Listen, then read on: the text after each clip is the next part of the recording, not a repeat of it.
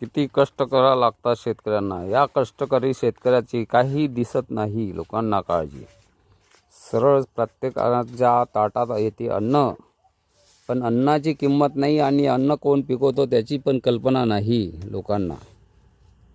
आणि राजकारणी लोकांना तर अजिबात नाही. स्वतःला इतके समजतात की आम्हीच आहो. अरे तुम्हाला मताने निवडून देणारे कोण आहोत?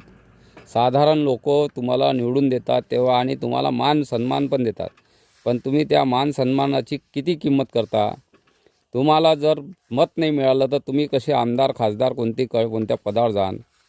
आणि तुम्हाला आदर याच्यासाठी दिला जाते, तुमच्याजवळ पैसा कुठून येतो? तुमच्याजवळ पैसा येतो कसा की तुमच्या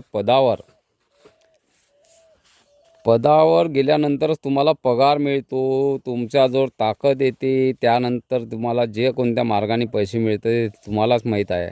पण तरी तुम्ही शेतकऱ्याच्या बापाची, मायेची, बहिणीची, भावाची इज्जत ठेवण्यासाठी कमी पडतात.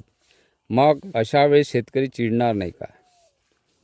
शेतकरी तुमच्यावर आपला रोष उगवणार नाही का?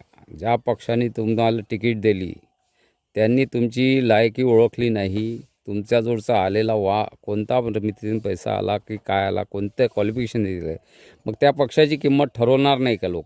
पुढे त्या पक्षाला निवडून देतील काय? धन्यवाद.